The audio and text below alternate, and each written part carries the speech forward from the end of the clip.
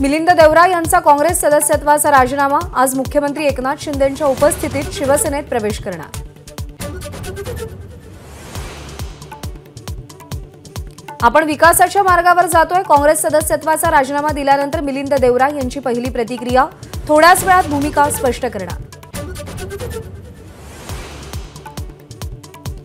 मिलिंद देवरांच्या पक्षप्रवेशाबद्दल माहित नाही मुख्यमंत्र्यांचं वक्तव्य। तर देवरा शिवसेनेत प्रवेश करत असतील तर स्वागत, मुख्यमंत्र्यांची प्रतिक्रिया।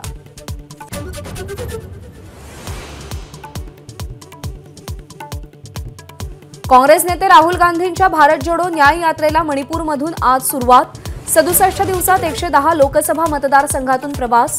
महाराष्ट्रात समारोप होणार।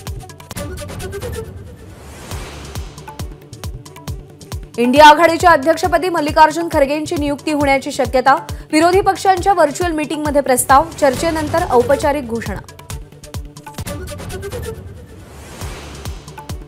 पालकमंत्री भुमरेंना 15% द्यावे लागतात। मजूर सोसायटी निवडणुकीमध्ये चेअरमनचा भुमरेंवर गंभीर आरोप।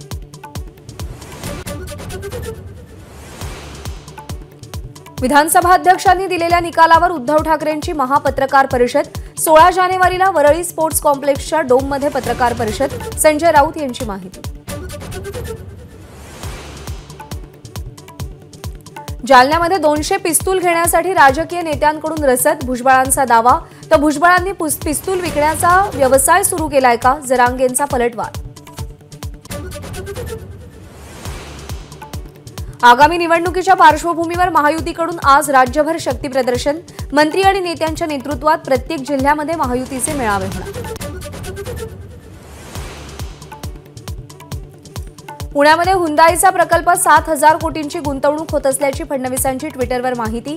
हुंदाई कंपनीच्या अधिकाऱ्यांसोबत भेटीचे फोटोही शेअर केले। नारायण राणेंनी शंकराचार्यांबाबत केलेल्या वक्तव्याचा काँग्रेसकडून निषेध। संभाजीनगर आणि पुण्यामध्ये नारायण राणेंविरोधात घोषणाबाजी।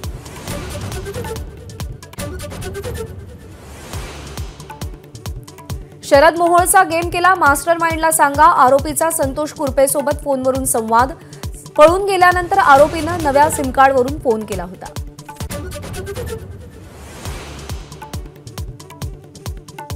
आज जालन्यातील कुंभारी पिंपळगावमध्ये मनोज जरांगेंची सभा। कालच्या भुजबळांच्या सभेनंतर जरांगे काय बोलणार याकडे लक्ष।